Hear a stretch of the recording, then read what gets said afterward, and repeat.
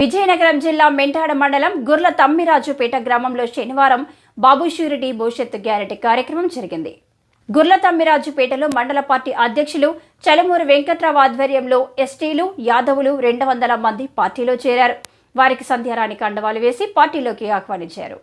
గుర్ల తుమ్మిరాజుపేటలో అశేషమైన జనాలతో డప్పు వాయిద్యాలు, తప్పెట గుళ్లతో పూలదండలు, హారతులతో స్వాగతం పలికారు. బాబు షూరిటీ భవిష్యత్తు గ్యారంటీ పథకాలను వివరిస్తూ ప్రచార రథంపై అభివాదం చేస్తూ ప్రజలను ఉద్దేశించి సంధ్యారాణి మాట్లాడుతూ జగన్మోహన్ రెడ్డి పాలనలో నిత్యవసర సరుకుల ధరలు, కరెంటు ఛార్జీలు పెరిగిపోయాయని, మద్యం ధరలు కూడా విపరీతంగా పెంచేశారన్నారు. Saluru MLA, deputy CM పీడీకి Rajannadora గట్టిగా మాట్లాడితే అలుగుతాడు, గట్టిగా మాట్లాడకపోతే పలకడని ఎద్దేవా చేశారు. సాలూరులోని 100 పడకల ఆసుపత్రి ఎందుకు కట్టించలేదని ప్రశ్నిస్తే నువ్వే మొదట పేషెంట్గా జాయిన్ అవుదువు అని అంటున్నారన్నారు. 4 సార్లు ఎమ్మెల్యే అయినా ఏం అడిగినా విజయనగరం వెళ్ళండి అంటున్నారని విమర్శించారు.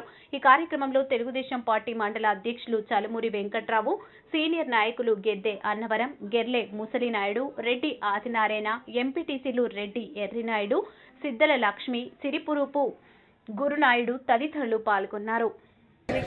500 రూపాయలకు కూడా మళ్ళీ మనకు సబ్సిడీ పడేది డ్వాక్రా గ్రూప్ మహిళలందరికీ. 100, 150 వరకు పడేది. ఈరోజు 1200 రూపాయల గ్యాస్, దానికి సబ్సిడీ కూడా 1 రూపాయి లేదు. అంటే ఆడవాళ్ళు ఎక్కువ ఆలోచించాల్సిన విషయం ఉంది. మగవాళ్ళు కూడా ఒక ఆలోచించాలి. ఒకటి పాపం ఇంతకు ముందు అదేదో కొనుక్కుంటే బుడ్డి ఎంత ఉండేది, 60 రూపాయలట. ఇప్పుడంతా 270 అట. అంటే వాళ్ళకి రేట్లు పెరిగాయండో, మనకే కాదు. అది ఆలోచించాలి. ఆ రేట్లు పెరిగింది కూడా మంచిదా అంటే ఈ మధ్య కాలంలో కుర్రవాళ్ళందరూ ఆ తాగడం వల్లే చనిపోతున్నారు. అంత కల్తీ మందు. ఎందుకంటే జగన్మోహన్ రెడ్డి తయారు చేస్తున్న మందు, ఆయన ఫ్యాక్టరీలో తయారు చేస్తున్న మందులు ఇంత దారుణంగా ఉంది. ఇకపోతే ఇక్కడ మనకు ఒక ఎమ్మెల్యే గారు ఉన్నారు, 4 సార్లు గెలిచారు, రాజన్నదొర గారు. పైగా ఉప ముఖ్యమంత్రి, గిరిజన శాఖ మంత్రి, ఏదడిగినా విజయనగరం వెళ్ళమంటాడు ఆయన. అంత వయాటు చిన్నసీను, మనకి ఇక్కడే సమాధానం చెప్పడు ఆయన. ఏదడిగినా, ఏదైనా మన సమస్య అడిగామనుకో, ఇప్పుడు నేను మీ ఊరు వచ్చానమ్మా, మీ ఊరు వచ్చి మీ ఆడపిల్లగా భావించి నాకు ఓట్లు వేయండి అని అడిగాను కదా, తప్పు ఏముందమ్మా? ఆయన తప్పట. ఏ ఊరు వెళ్తే ఆ ఊరే మీ ఆడపిల్ల అంటుంది. అలాగే అనొచ్చేది, అలాగే అనకూడదు. అక్కడ బీసీలు ఉంటారు, బీసీలకి ఆడపిల్ల అయిపోద్దా?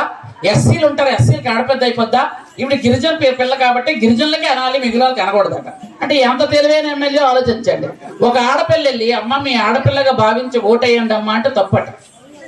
పైగా 100 పడకల హాస్పిటల్ తెచ్చామయ్యా, ఎందుకు కట్టలేదని, కట్టించిన వెంటనే నువ్వే జాయిన్ అవుదులే అంటాడు నన్ను. నీకెక్కువ జబ్బులు ఉన్నాయి, నాకు ఎక్కువ జబ్బులు ఉన్నాయి, బయట జనాలే చెప్తారు, నాకేమి. 100 పడకల హాస్పిటల్ ఎందుకు కట్టదంటే కట్టిన వెంటనే నన్ను లొకేషన్ జాయిన్ చేస్తాడట. ఆయనకు తెలుసో లేదు కానీ 100 పడకల హాస్పిటల్ కట్టించింది నేనే, ఓపెన్ చేసింది నేనే, జాయిన్ ఎవరు అవుతారో అప్పుడు చూద్దాం. ఇలాంటి ఎమ్మెల్యే ఉన్నాడు ఆయన. అంటే గట్టిగా మాట్లాడితే అలుగుతాడు, మాట్లాడకపోతే పలకడు, వచ్చిన అది సంగతి. కాబట్టి దయచేసి అందరూ కూడా గత చంద్రబాబు